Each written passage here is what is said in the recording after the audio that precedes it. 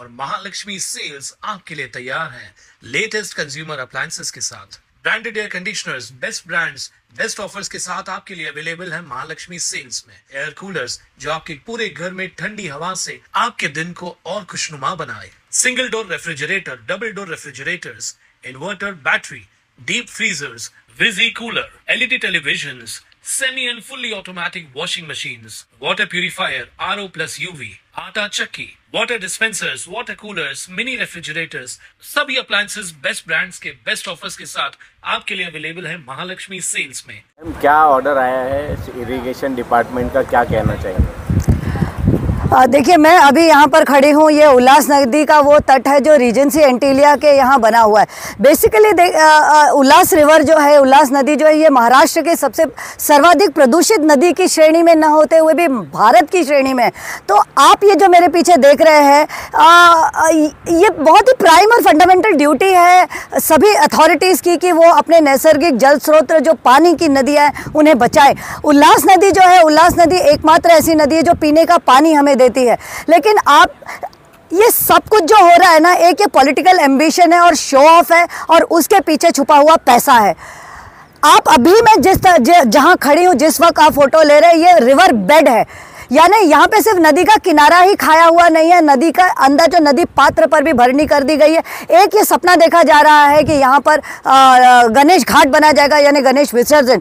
कल ही हाईकोर्ट का ऑर्डर आया कि पीओपी की गणपतियाँ यूँ तो बनना चालू हैं, लेकिन उनका विसर्जन नैसर्गिक स्रोत में नहीं हो सकता। तो आप ये देखिए कि उल्लास नदी को पूरी तरह ध्वस्त करके वहाँ पर गणेश घाट बनाया जा रहा है। वहाँ पर उसी के नदी पात्र में कंक्रीट भर दिया गया है। मेरे पीछे आप जो देख रहे हैं, ये एक बैरियर वॉल बना है। नदी निसर्ग है, नदी ओपन है, नदी को आप बांध नहीं सकते। लेकिन मेरे पीछे अगर आप देखें तो इतनी बड़ी ये एक बाउंड्री वॉल है, उन्होंने एक लाइन ऐसे बना दी है ताकि ये नदी को उन्होंने रोक लिया है। ये नदी को कभी कहीं कोई नहीं रोक सकता है। इसका पूरा असर आने वाले दिनों में फ्लड्स होंगे। ये जो जहां मैं खड़ी हूँ, ये फ्लड लाइन जोन में है।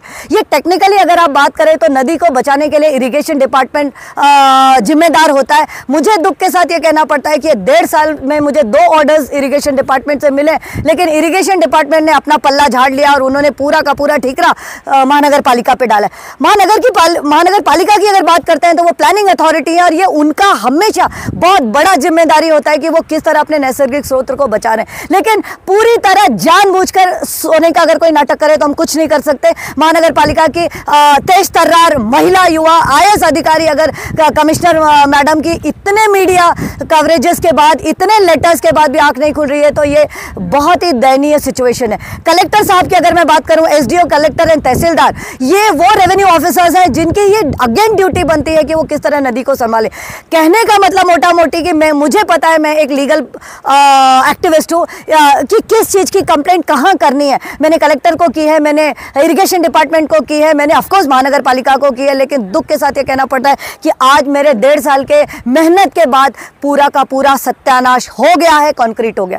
इसकी और आगे हम अगर चलते हैं तो मैं आपको कैमरा से यहाँ दिखाऊंगी कि आज आपको ये जो हरियाली दिख रही है, ये हरियाली बहुत कम है, बहुत कम है। यहाँ पे हेरिटेज ट्रीज 50 से 100 साल के बीच के पेड़ थे। मेरे पास रोशन झा का एक फोटोज है जिसमें कुमार इलानी साहब खुद खड़े हुए उंगलियां दिखा रहे हैं और जो पेड़ वहां पर थे उन पेड़ों को काट दिया। भैया, मैं ये पूछना चाहती हूँ, ऐसी इस ब्यूटिफिकेशन की जरूरत क्या है? ये नदी है, ये नदी हमें पानी दे रही है। आज इसका जो इसको फिल्टर करने की जो प्रक्रिया है उस पर ध्यान न देते हुए, इसके अंदर की जो सिल्ट है वो न निकालते हुए, इस तरह का जो भयंकर एक आई डोंट नो, मुझे शब्द नहीं मिल रहे हैं कि जिस तरह की भराव करके पूरे नदी पात्र को भर दिया गया और उसका सत्यानाश कर दिया गया। तो 50 से 100 साल तक के 100 से ज़्यादा पेड़ काट दिए गए। मैं ये पूछना चाहती हूँ अपनी महानगर पालिका से कि किसकी परमिशन से गए। अब ये भी मैं बहुत हमेशा डेटा के साथ बात करती हूँ। गूगल पिक्चर्स, सैटेलाइट पिक्चर्स ये बता रहे हैं कि कहीं पे इतनी सारी हरियाली है और कहीं पे पूरा का पूरा ग्रे और ब्राउन। तो अगर इस तरह चलता रहा, पेड़ अगर हमारे कट जाते हैं तो ये पेड़ की जो जड़ें हैं ये मिट्टी को पकड़ के रखते हैं साइंटिफिकली, बायोलॉजिकली। जब अभी बारिश आएगा, ये पानी वहाँ से ऊपर जब चढ़ के जाएगा तो पूरा का पूरा ही सत्यानाश होगा, सिर्फ बाढ़ आएगी। तो ये एक तरह से एंटीलिया के जो रहवासी हैं, जो अमीर लोगों हैं, उनके है at the cost of precious river. Ma'am ये बताइए, अभी फ्रेश इरिगेशन डिपार्टमेंट ने ऑर्डर निकाला है तोड़ने के लिए, अगर ये तोड़ते नहीं है तो फिर आगे आप क्या करेंगे करके? देखिए, यूँ तो जब कभी भी कहीं कोई कंप्लेंट होता है तो ये अथॉरिटीज़ की जिम्मेदारी बनती है उस कंप्लेंट पे एक्ट करने के लिए, लेकिन महानगर पालिका कुंभकर्णीय नींद सोई हुई है। इरिगेशन डिपार्टमेंट ने अपना पल्ला झाड़ते हुए ये कह दिया है, लेकिन स्पष्ट कह दिया है कि डिमोलिशन होना चाहिए। अगर इस तरह से मैं ज़्यादा नहीं रुक सकती हूँ, कोर्ट खुल गए हैं, मैंने 7 दिन की वर्किंग नोटिस दी थी, नोटिस का भी टाइम पीरियड पूरा होने वाला है। अगर कलेक्टर साहब अभी भी सोए रहे, महानगर पालिका अभी भी सोई रही, तो और कोई भी हमारे पास पर्याय नहीं बचता कोर्ट जाने के।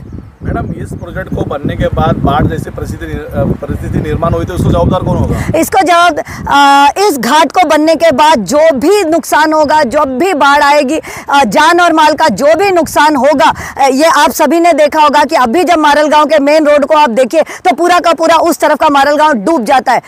ये एकमात्र ये रीज़न कि जिस तरह यहाँ पर थारवानी, एंटीलिया और इस तरह का ये जो टाउनशिप डेवलप हुआ, उसके वजह से पूरा का पूरा मारलगांव डूब गया।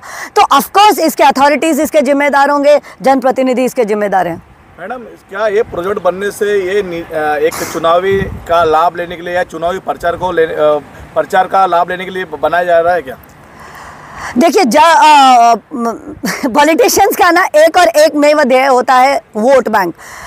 कहीं पे कैसा, कहीं पे कैसा, क्योंकि एंटीलिया जो है वो बहुत रिचेस्ट टाउनशिप बनी है, सभी यहीं पर हैं, तो उनके लिए एक ऐसे घूमने के लिए चाहिए था ना एक बहुत अच्छा सा उनको एक प्राइवेट, जैसे एक ये प्राइवेट नदी उनको दी गई, उसी तरह प्राइवेट घाट भी दिया जाना था। तो ऑफकोर्स ये वोट बैंक राजनीति है।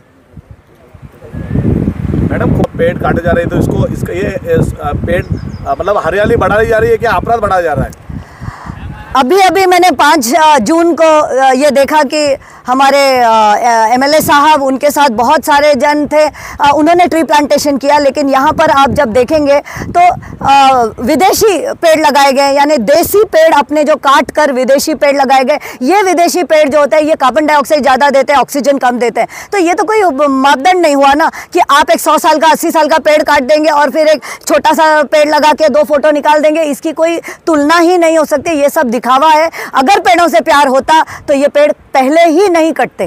कुमार ने कहना है कि यह अवैध नहीं है, वैध है, तो फिर सिंचाई डिपार्टमेंट को तोड़ने का क्यों आदेश दिया गया है? अब एमएलए साहब क्या कह रहे हैं उसके ऊपर तो मैं टिक्का टिप्पणी नहीं कर सकती हूँ, लेकिन अगर जो भी एमएलए साहब कह रहे हैं तो उसका पेपर उन्हें दिखाना चाहिए, सार्वजनिक करना चाहिए। एक सिंपल एक फॉर्मूला होती है कि जब आप कोई भी काम करते हैं उसका वर्क ऑर्डर आपको डिस्प्ले करना है। मैं जहाँ तक मुझे पता चला है कि 3 से 4 डिपार्टमेंट का 3 सालों में परमिशन दिया गया है, तो यहाँ पर जब आई हूँ तो मुझे एक भी वर्क ऑर्डर नहीं दिखा है। और अगर उन्हें कोई भी परमिशन मिली है तो वो परमिशन मुझे क्यों नहीं मिलती है ताकि मैं उसे चैलेंज कर सकूँ। इसके लिए डीपीडीसी ने 7 करोड़ का निधि दिया गया है और शासन का एक नदी के ऊपर घाट विकसित करने का एक योजना है, उसके तहत ये बन रहा है। तो अगर ये कायदेशीर हुआ तो फिर आपकी आगे की स्टेप्स क्या होगी? देखिए, अगर ये कायदेशीर हुआ तब तो हम सॉरी बोल देंगे और हमें सॉरी बोलना चाहिए। अगर ये कायदेशीर होता है तो 1.5 साल से ये सारे पेपर्स मेरे तक क्यों नहीं पहुंचते? अगर ये कायदेशीर होता तो फिर आयुक्त मैडम मुझे अपॉइंटमेंट क्यों नहीं दे रही हैं? अगर ये कायदेशीर होते तो आप ही के चैनल पे आके एमएलए साहब वो सारे पेपर्स को उजागर क्यों नहीं करते? अगर ये कायदेशीर होता तो कलेक्टर साहब जितने भी मेरे लेटर्स गए, कंप्लेंट्स गई है, उसका जवाब क्यों नहीं देते? कायदेशीर होना, किसी नदी पर घाट बनाना गैरकानूनी नहीं है, लेकिन उसके लिए एक मापदंड होता है, उसके लिए एक लाइन ऑफ एक्शन होता है। आप कुछ बना दो भैया और नदी पात्र के अंदर ही सीमेंट डाल दो और पूरा का पूरा आप नदी किनारा खा जाओ, तो ये तो नहीं चलेगा ना। इरिगेशन डिपार्टमेंट ने तो इलीगल डिक्लेयर किया। अगर मेरे कंप्लेंट में तथ्य नहीं होता तो इरिगेशन डिपार्टमेंट तो उसे इलीगल डिक्लेयर नहीं करता, इरिगेशन डिपार्टमेंट अपना लेटर्स नहीं भेजता, इरिगेशन डिपार्टमेंट इसे तोड़ने के लिए नहीं कहता। So my complaint is very true. Irrigation department का क्या रूल है? नदी छोड़ के कितने मीटर के बाद बांधकाम होना चाहिए? देखिए, जब नदी जो होती है, स्पेशली उल्लास रिवर जो है ये नोटिफाइड रिवर है, इसकी फ्लड लाइंस बनी हुई है। ये बहुत टेक्निकल बात है, इस तरह हम बहुत समझाने जाएंगे तो बोरियत हो जाएगी, लेकिन सिंपल लाइन में फ्लड लाइंस, इमेजिनरी लाइंस बनाई होती हैं और वो इरिगेशन डिपार्टमेंट बनाता है। उन्हें पता होती है कि कहाँ से कहाँ बाढ़ आएगी, कहाँ से कहाँ बाढ़ रुक जाएगी। लेकिन अभी जहाँ तक मेरा नॉलेज है, जितनी मेरी स्टडी है, कि यहाँ जहाँ मैं खड़ी हूँ, ये जो कंक्रीट घाट बना है, ये जो बाउंड्री वॉल बनी है, ये सब फ्लड लाइन के अंदर है। तो ये कंप्लीट जिम्मेदारी इरिगेशन डिपार्टमेंट की थी कि वो अपनी नदी को बचाएं और इससे अगर कुछ इलीगल होता है तो उन्हें खुद एक्शन लेना चाहिए था। ताज्या घडामोडींसाठी स्वानंद न्यूजला सबस्क्राइब करा आणि बेल आयकॉनवर क्लिक करा।